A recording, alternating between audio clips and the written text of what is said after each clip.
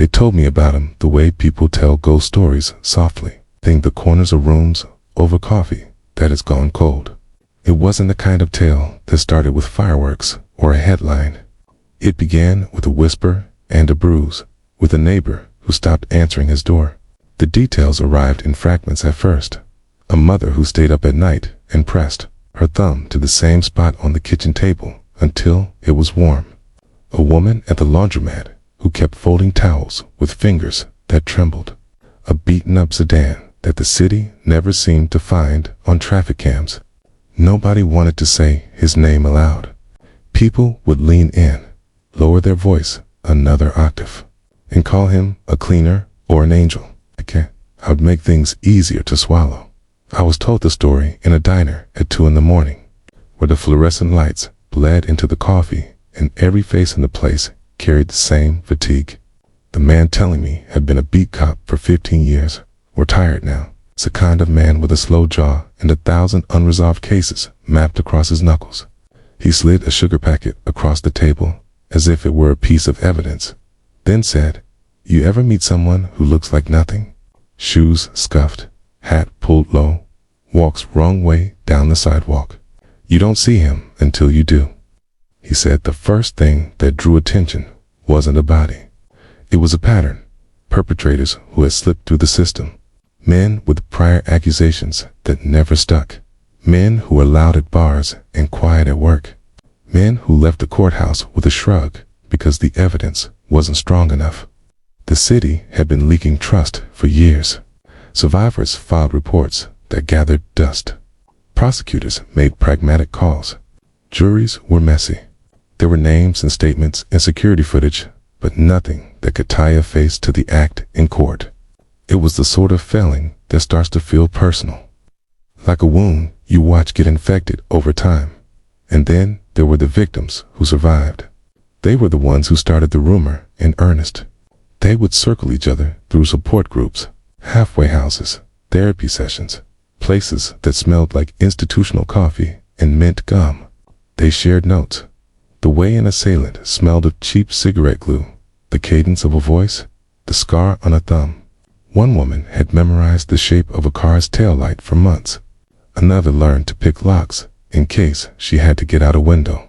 The anger in those rooms was quiet at first, just under the surface, but relentless.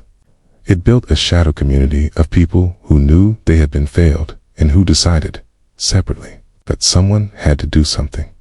The retired cop told the story of the first scene he encountered. No sirens, no dramatics, just a doorway with an open porch light and a phone that nobody picked up. He'd been called because a neighbor's motion sensor camera had caught a figure moving through the side yard at 3 in the morning. When he stepped into the house, the air was still sterile in a domestic way. There were no signs of a struggle in the living room. A television hummed. A pair of children's shoes lay by the door. The person inside the house had been dead for hours. Not brutally, not theatrically, just gone. Autopsy said, clean ligature marks, controlled, no internal trauma. The toxicology screen was clear. The forensics team boxed his gloves and left the kitchen smelling like bleach. Whoever had done it had left no blood pool, no frantic scatter of household items. It was surgical, the cop said. And that word sat between us like a second married couple at the diner table. People called him a vigilante, an executioner, a monster words based on the edges of their knowledge. The cop said he preferred corrective. There's a nuance to how he chose them, the man told me, tapping the rim of his coffee. He didn't attack men at random. He drew a list in the condensation on his cup, names of men who had been accused of sexual violence, till, and then quietly returned to their lives. Each of those men vanished from the public eye in a slow, clinical way. The records that should have indicted them remained paper ghosts. The killer, whoever he was, owned. Where the law went where evidence had frayed or testimony had gone missing. Neighbors began to notice the absence of certain men around town. A contractor who used to overplay his alphas at the bar stopped showing up at the hardware store. A coach who had been whispered about in locker rooms failed to appear at practices. The town cataloged these disappearances in the margins posts on neighborhood apps with grainy photos, the occasional interview on local news, the police statement that said only active investigation. Each time, the community would feel that small, almost guilty relief. Something had been done, even if the doing had left them unsettled. The people who knew more were quiet for good reasons. Someone would have to admit they had once been complacent, to speak openly without fear. Men who benefited from the system, friends of accused men. Men who shared the same shift, kept their doors locked, and watched their rearview mirrors. A few admitted, off the record, to being glad the city had other ways of settling accounts. But the survivors had a different tone. They felt vindicated and grief-struck and oddly unsettled by the idea that justice had been taken into private hands. One woman told me she dreamed of meeting the man who had killed her attacker and wanted to ask questions. Was he angry? Was he sorry? Did he sleep at night? This killer wasn't a celebrity criminal who wanted headlines. He left notes, sometimes short slips of paper with a message like "not again" or "for the ones you stole from." They were left in places you wouldn't think to look, under the lid of a mailbox, taped behind a patch on a baseball cap, tucked into a hollowed-out book on a second-hand shop shelf. The notes were never boastful. They didn't aim to terrify the public. They read like someone trying to be understood by another person who had stood where they had stood. The method of the cop's account is to be believed was clinical and often cold. Not all victims of his targets were dead. Some had been given chance after chance by a justice system that punishes slowly and inconsistently. The killer seemed to pick the moments when custody of evidence was weakest. He struck when records had been misfiled, when witnesses' statements contradicted each other, when a prosecutor was about to drop charges because a key witness had suddenly changed their mind. He didn't kill in the manner of a frenzied psychopath. The instances the old cop described felt like the closing of final chapters. Small, precise acts meant to end a story that the court refused to finish. There was a brutality to that, yes, but it wasn't messy. It was efficient. That made it worse in some people's eyes because it felt deliberate and implacable. There were anecdotes, tales that clustered like moths around the bright heat of fear. One story circulated about a bar owner who kept a list of men who had been asked to leave because of behavior toward women. He found his own name crossed off, quietly, by someone who had been watching the ledger. Another concerned a teacher who had been accused years ago and then rehired after a lack of prosecutable evidence. He simply stopped coming to school. Parents exchanged these stories like weather reports. It rained near the east side. Stay off those streets at night, okay? They were crude safety protocols in a city that felt increasingly brittle. Law enforcement reacted the way law enforcement often does, publicly with measured calm, privately with concern. The police department held press conferences that said, blandly, that they were aware of the incidents and that the investigations remained ongoing. In the precinct, though, people worked longer hours. Detectives dug into cold cases with new intensity, re-interviewing witnesses, re-evaluating alibis. There were internal meetings where they tried to answer questions they didn't want to ask. How many people had been failed by the system? How many had been missed because of bias, or of evidence mishandled, or because a witness had been coerced into silence? The retired cop told me about his own disquiet. He had been tasked with checking the scene of one of the disappearances, and at first he had wanted to believe the perpetrator was an angry ex or a burglar gone wrong. He went through the motions, secured the scene, took photographs, logged shoe prints, but there were elements that didn't line up. The killer moved like someone who knew the house, knew the routines, and could be gone without a sign of forced entry. That suggested planning and local knowledge. The old cop found himself thinking about corners where neighbor surveillance cameras didn't look, about the long, quiet hours when people fell asleep and their phones buzzed without being checked. There were also missteps. The police arrested the first suspect after a neighbor reported seeing him near a house that later became a crime scene. He had been a man with a rowdy history and a bad temper perfect 2-point fingers at. The neighborhood breathed a collective sigh. But the case collapsed when it turned out he had been drinking with 2 others at a bar on the night in question. And their receipts and witness statements were enough to clear him. For the survivors, that collapse felt like a fresh wound. People started to talk about false security, the idea that a quick arrest could make the community feel safe while leaving the real problem untouched. In private conversations, some police wondered if the vigilantes' actions were a symptom of a larger failing, procedural complacency, overworked prosecutors, juries too quick to doubt victims. Others worried about escalation. What happens, they asked, when someone decides they're owed the final say? What social order is left when a neighborhood starts to take justice into its own hands? The retired cop relayed a memory of sitting in an evidence room that smelled of plastic and old paper, and thinking about how fine the line was between order and chaos. The killer's psychology became a hobby for armchair detectives. People speculated about motive and backstory. Was he a survivor himself? A relative of a survivor? Someone who had been a victim of the system's apathy and had decided to take matters into his own hands. Profiles painted him as a loner with a meticulous nature. A person who could blend into grocery store aisles, who watched and waited until everything lined up in the way he needed it to. Theories proliferated because nobody had a face to put to the actions. A face changes everything, and no face had been found. But the survivors' accounts suggested something less tidy than a stereotyped anti-hero. One woman said she had seen, from a distance, a man outside a courthouse after her hearing standing with his head down, hands in his pockets. He didn't speak to her. He didn't approach. He watched as she wobbled at the news that her case had been dismissed for lack of corroboration. Later, she learned the man had been nearby when a perpetrator's truck went missing from a parking lot. She wasn't sure if it meant anything, but the coincidence sat on her like a pebble in her shoe. There was also the small kindnesses that never made the papers. Groceries left on doorsteps for families who couldn't sleep. Anonymous calls to therapists with vouchers for free sessions. Letters of apology tucked into mailboxes for people who'd once been complicit.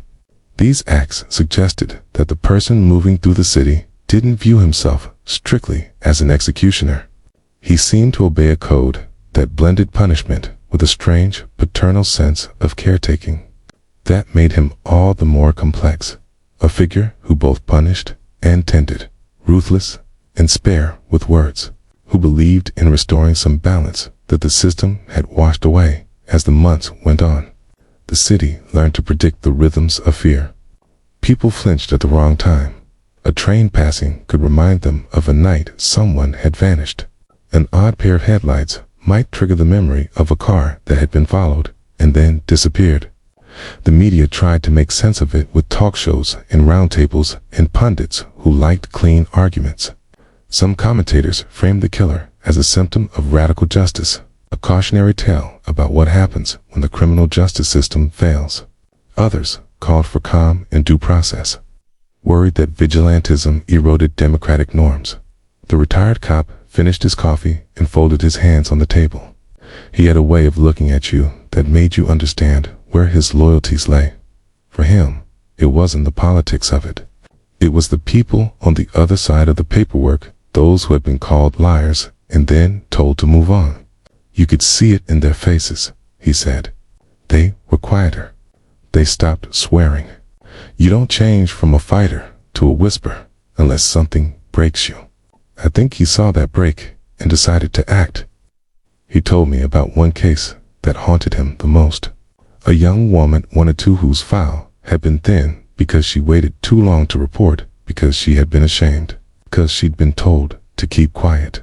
The man accused of assaulting her had unfinished misdemeanor complaints from other towns that never coalesced into a pattern the courts could use. He was the image of normalcy. Married, steady job, solid references. The killer, according to the rumor, tracked him down the night the accused left his shift and walked home alone. The next day, the man's truck was gone. Later, a note was taped to the stop sign near his house. I did what you should have done. The simplicity of that sentence, the way it read like both confession and indictment, stayed with the cop. He warned me then, quietly, about the danger of turning the story into legend. When people start to make heroes of killers, they forget the cost, he said. They forget the families, the collateral people. A son loses his father. A mother loses a partner. This kind of justice doesn't come without pain. His voice softened. Maybe there are men who needed to be stopped. But when the line between justice and revenge blurs, that's when good people do terrible things. Outside, the city kept moving. The neon at the diner buzzed like a stubborn insect. Someone changed the radio station to a soft country song. The world didn't stop because one person had chosen to be judge and executioner in the shadows. But the rumor did more than rattle the bars and precincts. It made people pay attention to the gaps, the places where evidence disappeared into clerical errors, where phone calls were never returned, where survivors were shushed. For some, it was a call to action. Attend the council meeting. Volunteered at a shelter. Demand better training for prosecutors. For others, it was a reason to stay indoors and lock windows. The retired cop slid me a folded page with names on it, nothing official. Just a list scraped together from neighborhood threads and late-night conversations. Don't go looking, he said, the way someone might warn you away from a cliff. But don't pretend it isn't happening either. He wanted me to know the texture of it, that the city had become a place where ordinary people, failed by institutions, noticed the shape of their fear and built stories around it to feel less alone. As I left the diner, the air was colder and a bus sighed down the street. I thought about how easy it would be to reduce the story to a myth, the lone avenger cleaning up a corrupt world.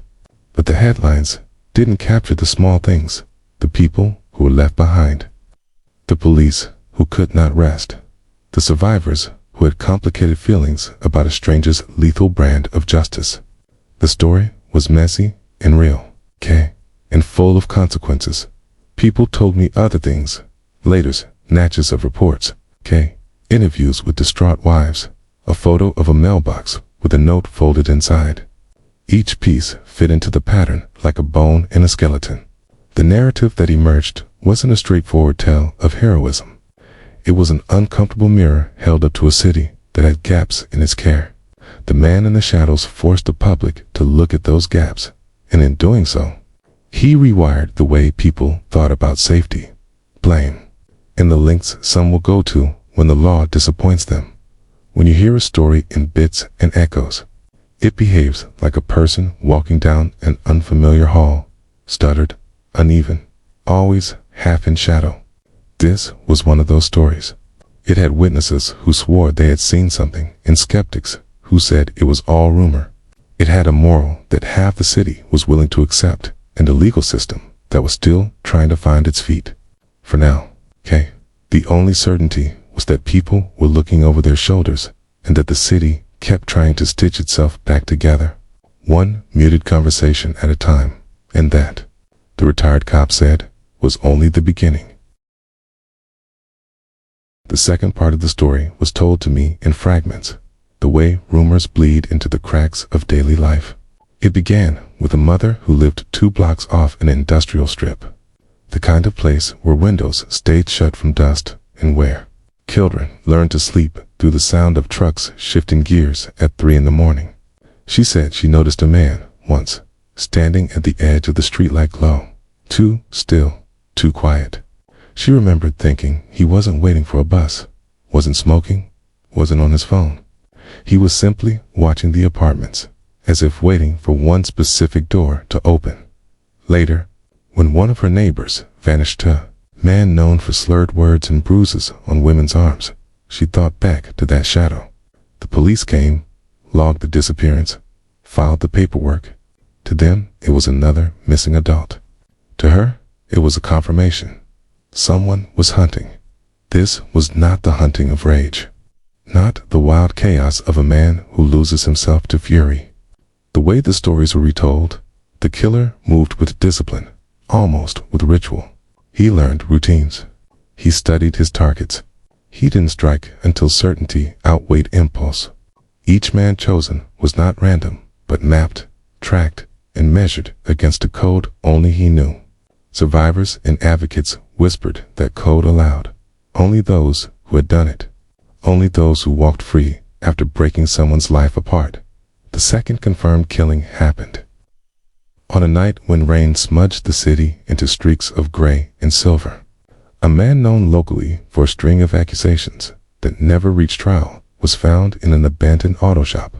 The shop smelled of rust and mold, the floor pitted with oil stains. His body showed no excess violence, no mutilation, no signatures of vanity. Just precision, rope marks, a chair pushed back, silence where there should have been struggle. Investigators said it felt like someone had rehearsed it a dozen times. Whoever had done it wasn't improvising. The detectives handling the case fought among themselves. One group argued this was vigilantism, plain and dangerous. Another group, quieter, admitted they understood. One detective even confessed to a colleague over whiskey that it was hard to mourn. A man who had walked free after 5 women swore under oath about him. It feels wrong to admit that, the detective said, but it's the truth. And that truth makes my badge feel heavy. Meanwhile, the survivors, the women who had seen their attackers laugh in courtrooms, began, to speak of the killer in tones that unsettled the authorities. Some called him a phantom. Others called him justice. At a community center, a young woman stood and said, with a shaking voice, "For the first time in years, I feel like somebody believes me. Even if it's through violence, someone believes me." The room had gone quiet, the weight of her words pressing down on everyone present. But admiration was laced with fear. What if the killer made a mistake? What if an innocent man got caught in a net of suspicion? What if, one day, he no longer confined himself to men accused of sexual violence? That question sat like a storm cloud above every discussion. Supporters of due process warned that once you start cheering for a shadow, you don't get to control where it walks. And still, the killings continued. Each scene looked different in setting, but identical in execution. Clean, efficient, without flourish. There was no media spectacle left behind. No graffiti, no mocking phone calls to police. Only absence. A man gone. A family bewildered. A file thick with accusations that had never been prosecuted, now closed with a death certificate. One evening, at another dim diner, I was told a story about a man who had bragged loudly after his charges were dropped. He joked about the system always being on his side. Less than a month later, his apartment was found empty. His car, however, was parked neatly 2 blocks away, keys still in the ignition. In the passenger seat was a folded piece of paper that read, "She told the truth. You didn't." The handwriting was small, sharp, almost painfully neat. It wasn't the handwriting of someone seeking chaos. It was the handwriting of someone who wanted every stroke understood. The press had started to swarm by then, eager for a face, for any hook that could turn this into a headline monster. They called him the Shadow Corrector, the Phantom Avenger, the Watcher. Each name cheapened him, made him sound like a cartoon. Those who whispered his story in the neighborhoods didn't use names. They just lowered their voices and said, "He's still out there." Law enforcement increased patrols near courthouses and jails, hoping the killer might make a mistake, show himself in a moment of arrogance. He didn't. Instead, the pattern kept tightening. It became clear that this was not a man who stumbled upon his prey. He had access to information. He knew when charges had been dropped, when bonds were posted, when cases were dismissed. That knowledge suggested connections, either someone within the system or someone so patient that he read every public docket, every local case file, every courtroom schedule. There was one night when a patrol car spotted a figure walking away from a courthouse parking lot at 3 a.m. The description was useless. Average height, average build, a baseball cap pulled low. By the time officers approached, he had melted into the grid of the city. Later, a security guard found a folded scrap of paper taped to the courthouse door. The law closes its eyes. It wasn't only the killings that left marks on the city. It was the atmosphere. Men who had lived carelessly secure in the knowledge that consequences rarely touched them started to look over their shoulders. They drank less, walked faster, stayed off certain streets at night. Survivors, too, adjusted their routines. Some felt safer. Others felt haunted, unable to decide if the killer was protecting them or using their pain as justification for his own darkness. In the police department, arguments sharpened. "If we can't stop him now," one sergeant said, "we're saying the law means nothing," another replied. "If the law means nothing to them already, then maybe he's the only one doing anything about it." These conversations never left the squad room, but they poisoned trust. Officers looked at each other differently, wondering who secretly approved, who secretly wished him luck. The community's relationship with the killings shifted into something paradoxical. Candlelight vigils were held for the disappeared men, with photographs placed on folding tables, their children's drawings taped beside them. Yet, at the same time, certain people in the crowd avoided eye contact, hiding the flicker of relief in their eyes. Some even left anonymous notes on the vigil tables, not for the families, but for the phantom himself. "Keep going. Don't stop now." And in the center of it all, there remained the silence of the killer. No manifesto, no demand, no confession, just action, deliberate and cold. A city learning to live with the absence of certain men, in the presence of a shadow they both feared and quietly, guiltily, depended on.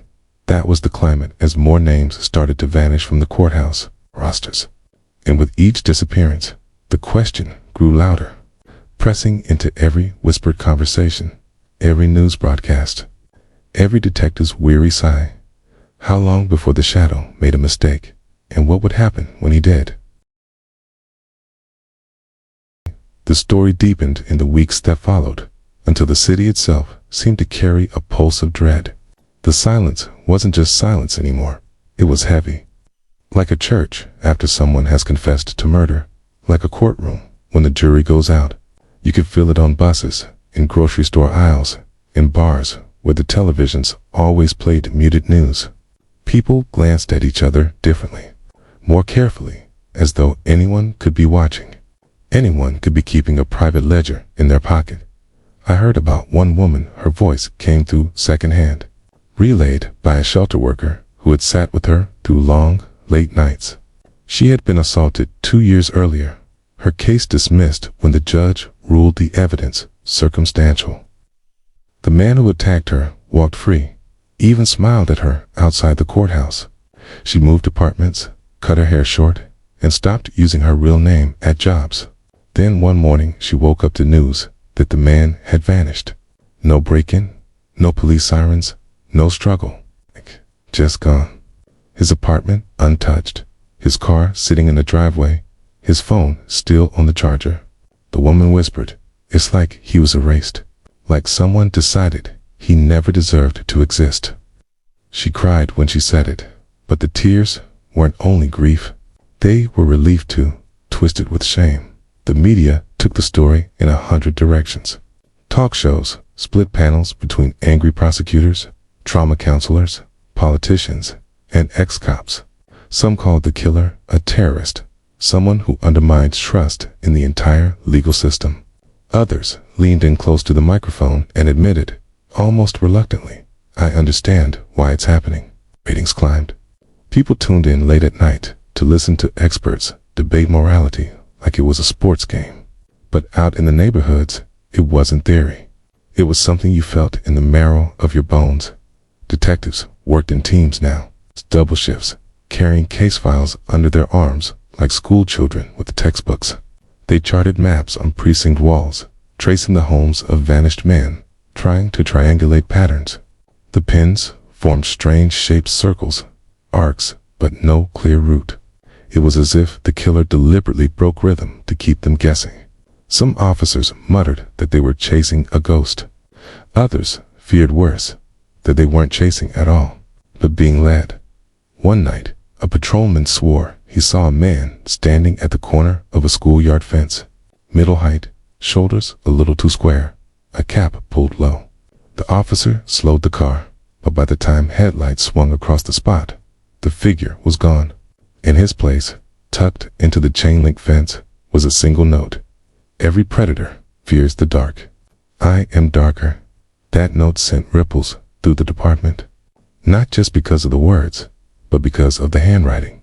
Officers compared it to the earlier scraps, and though the letters matched, there was something different this time, slightly rushed, almost emotional. For the first time, the phantoms seemed angry, or maybe eager. That shift rattled even those who had been quietly sympathetic. The survivors' community, meanwhile, fractured. Some clung to the idea that the killer was a guardian, someone finally listening when no one else did. They met in church basements and whispered thanks aloud, as though the phantom could hear them. Others recoiled, terrified that the violence would spiral, that their stories had become fuel for something uncontrollable. One woman said during a group meeting, "He's not avenging us. He's using us. We're his excuse." The room split in silence. Nobody wanted to admit how much truth lived in those words. And then came the third major disappearance.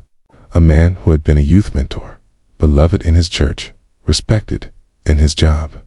But beneath that image lay sealed allegations, complaints whispered, affidavits never filed. People defended him fiercely when news broke that he was missing. "He'd never do that," they said. "He helped my son. He coached basketball. He stayed late for choir practice." The community erupted in division.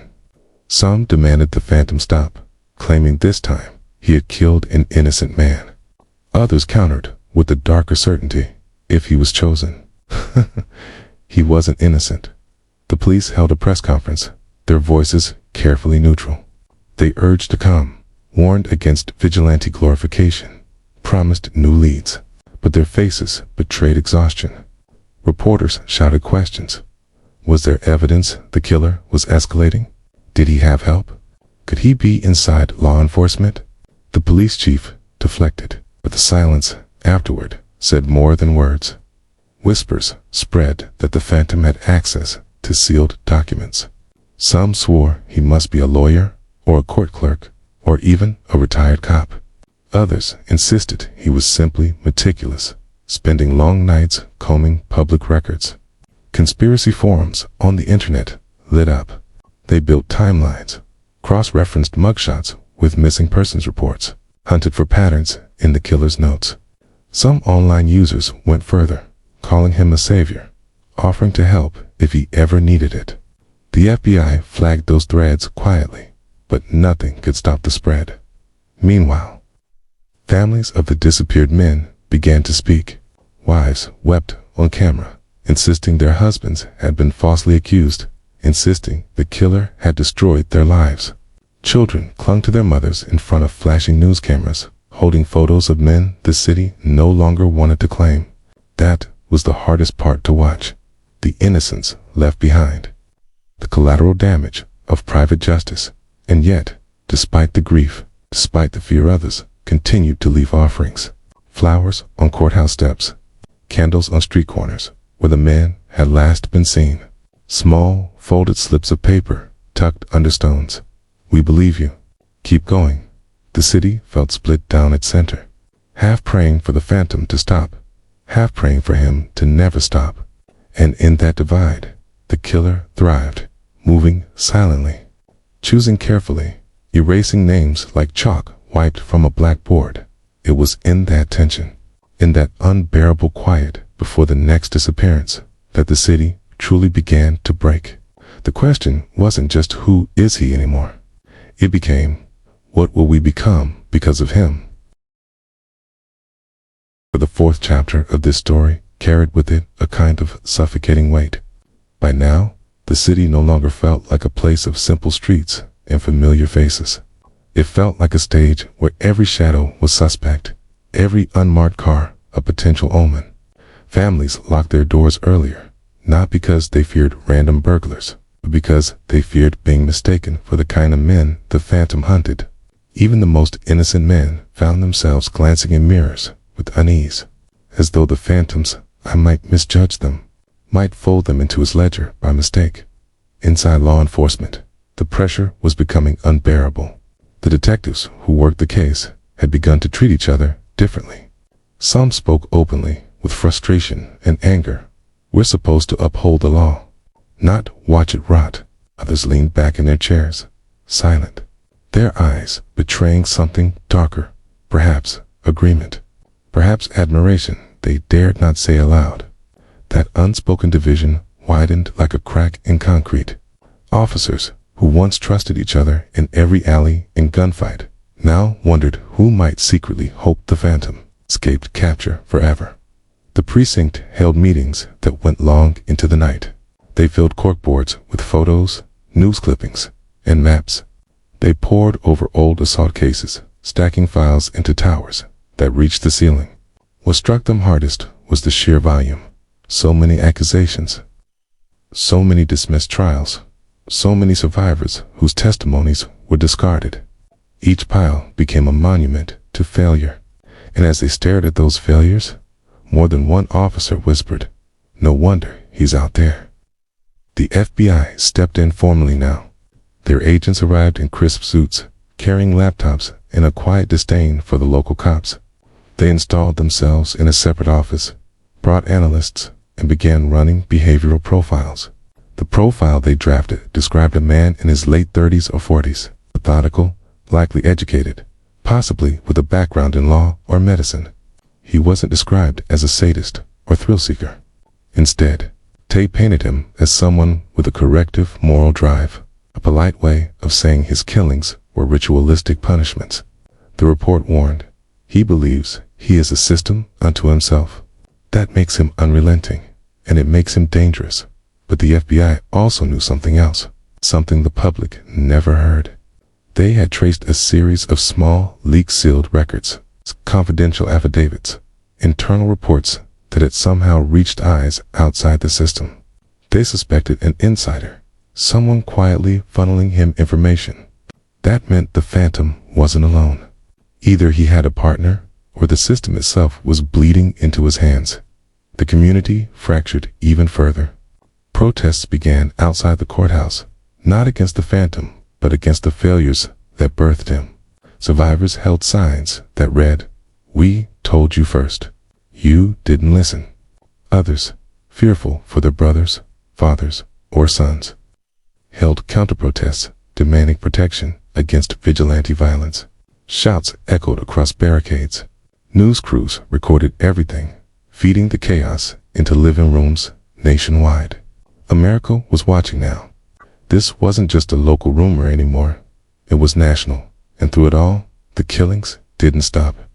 They became sharper, closer together, as though the phantom sensed time was running thin. Men vanished not every few months, but every few weeks. Always the same pattern. Accused in the past, acquitted, released, or uncharged, then gone. In their place, silence. Sometimes a note. One note left inside a police car glove box simply read, "I see the gaps you ignore." Nobody could explain how it got there, not even the officer who swore he locked the car. Another note was left inside a library book about criminal justice, tucked in like a forgotten bookmark. "Justice is blind. I am not." Paranoia spread into every corner. Judges began requesting security details. Prosecutors double-checked every door before leaving the courthouse. Defense attorneys walked in pairs to their cars, convinced they might be next, simply for representing the accused. The phantom's shadow was no longer confined to his victim's hit, stretched across the whole machinery of justice. Rattling its gears, detectives, desperate, began setting traps. They leaked false information into case files, baiting him with fabricated stories of men accused but walking free. They waited near courthouses, set up unmarked surveillance vans. Nights passed with no sign.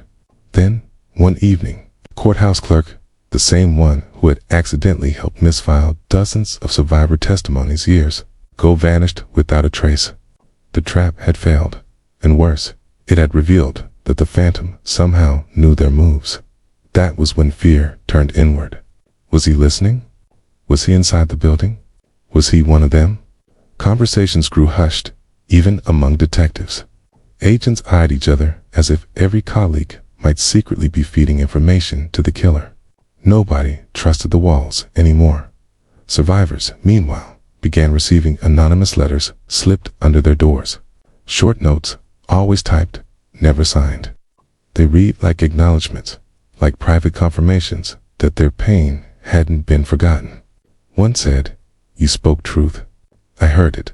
Another, "You were dismissed. I did not dismiss you." The letters didn't frighten all of them. Some cried over them, clutching the paper like proof they had finally been believed. Others tore them up, terrified at being tied to a killer they hadn't asked for. The turning point came when the media uncovered what law enforcement hadn't wanted public. Every man who vanished had been named in some kind of record. Not rumors, not whispers documents, police reports, filed complaints, accusations lost in the labyrinth of bureaucracy. Suddenly, the debate shifted. This wasn't random vigilantism. It was a systematic correction of institutional failures. That revelation lit a fire. The city council was stormed with demands for reform. Court officials were shouted down in public meetings. Survivors stood on podiums, shaking, furious, crying as they read out their old reports aloud to audiences that finally listened. The phantom hadn't just killed, he had forced the city to hear the voices it had buried. But that victory came with a terrible cost. Families of the disappeared, still grieving, began to gather in their own groups, speaking of the phantom as a murderer, not a savior. Their children sat in those meetings, holding photographs, asking why no one seemed to care about their loss. The city became a war of vigils, candles for the silenced survivors on one block, candles for the vanished men on another. Between them, the streets burned with conflict. Law enforcement braced for collapse. A senior detective admitted privately, "If we don't catch him soon, the city won't believe in us anymore. And once that faith is gone, it never comes back." He was right. You could feel it in the air. The way neighbors stopped calling the police and started looking to shadows for answers. Somewhere in that chaos, one final note appeared. It wasn't left in a home or a courthouse. It was left pinned to the bulletin board of the police precinct itself, in the center of the investigation room. Discovered at 3 in the morning when most of the detectives were gone. The note was simple. "You searched for me, but I was born from you." The silence that followed was unbearable. The precinct had been breached. The phantom had stood among them, unhurried, confident, and invisible. And in that moment, the city realized he wasn't just out there. He was already inside. The city had reached a boiling point. By the time autumn came, the leaves that blew across the courthouse steps felt more like whispers of lives extinguished than signs of changing seasons.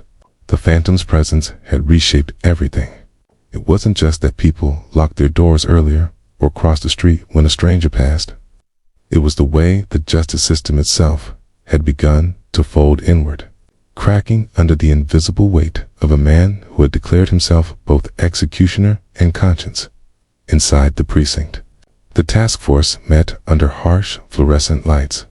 Their faces were gaunt, sleepless, their tempers frayed to threads. The commander slammed his fist onto the table one night, the sound ricocheting against file cabinets and echoing into silence. "He's in our walls," he barked. "He's mocking us, breathing down our necks. If we don't bring him down, every citizen out there will believe in him more than they believe in us."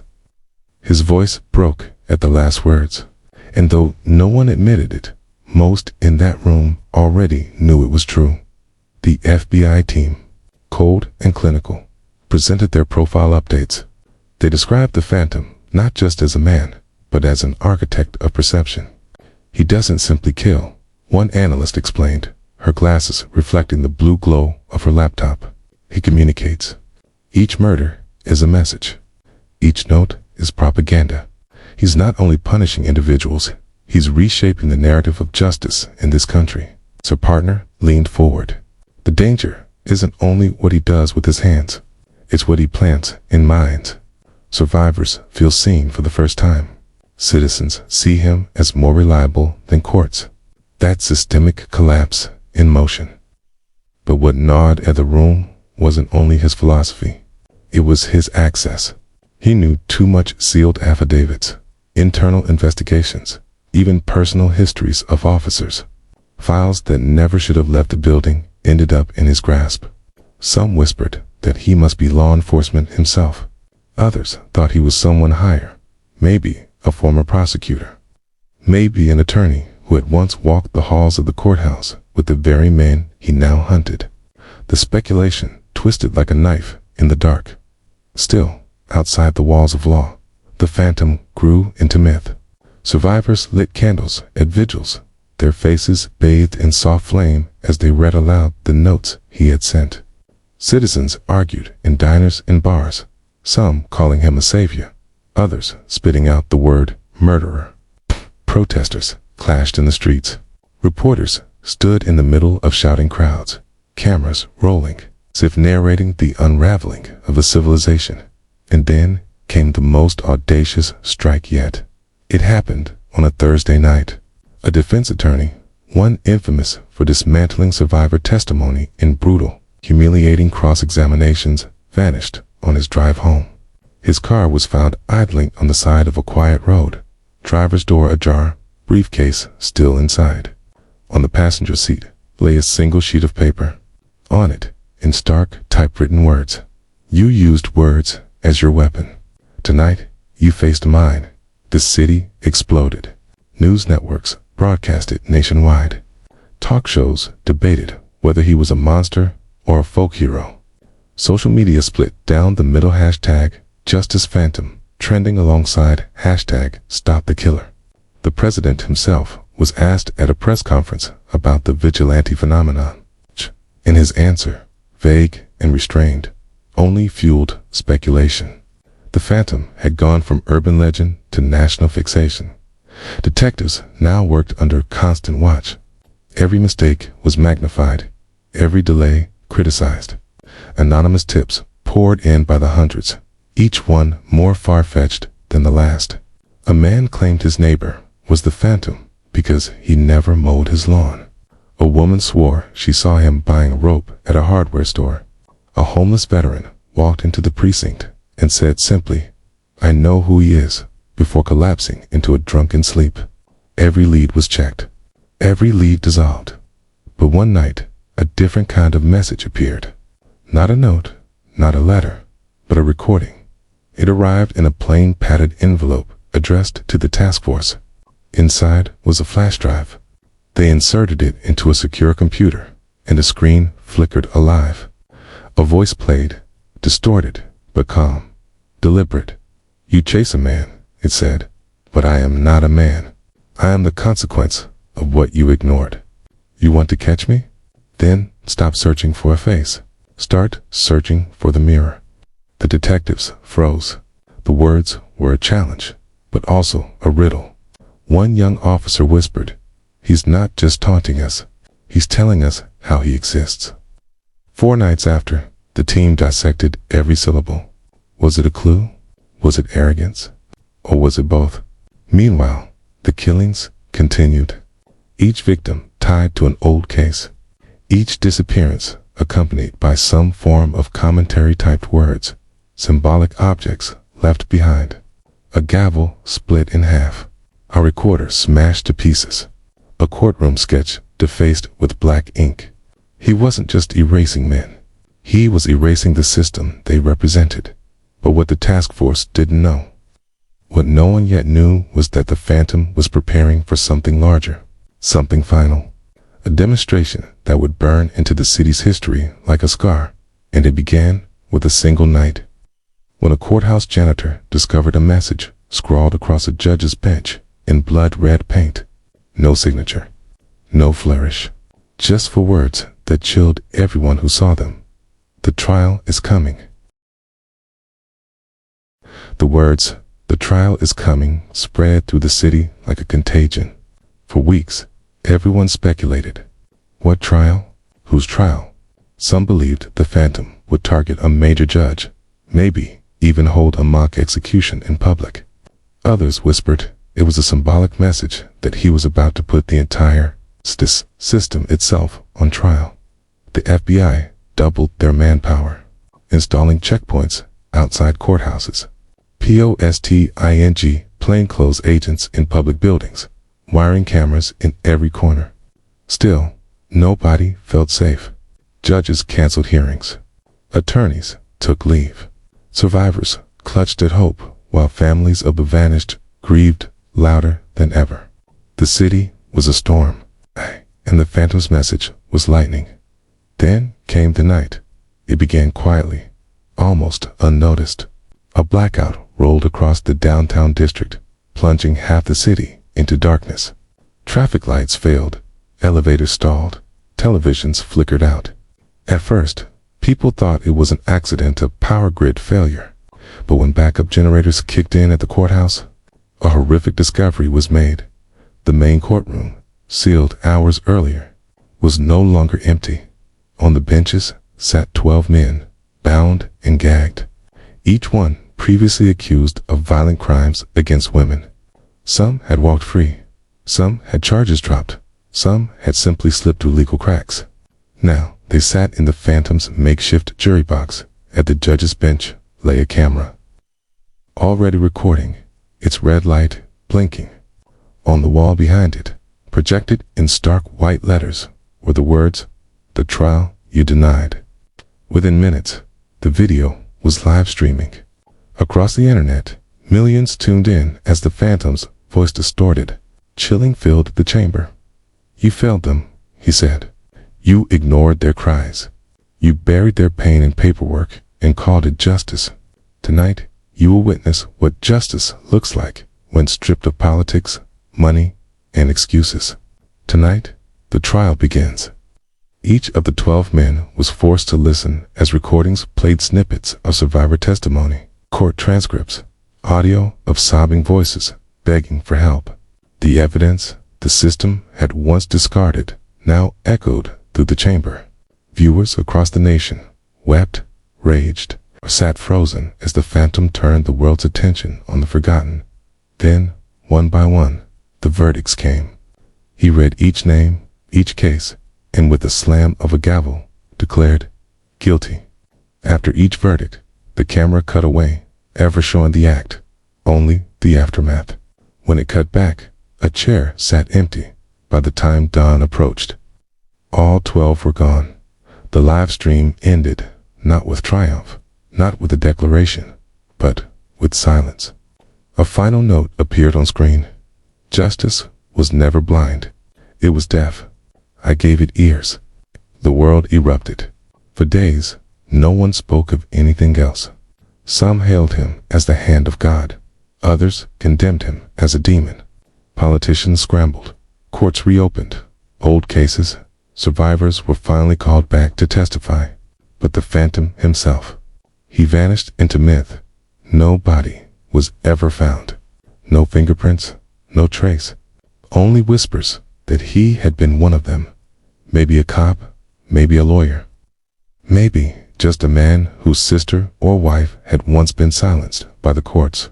Some swore they saw him in the crowd at a vigil weeks later, standing among the mourners, unremarkable, invisible. But in truth, no one ever knew. What remained was the scar. The city never healed fully. Trust in the system was fractured forever. And whenever a new trial ended in acquittal, people would glance at the shadows, wondering if the Phantom still watched, still waited, still listened. Because, even years later, letters still appeared. Short, typed, unsigned. "I heard you.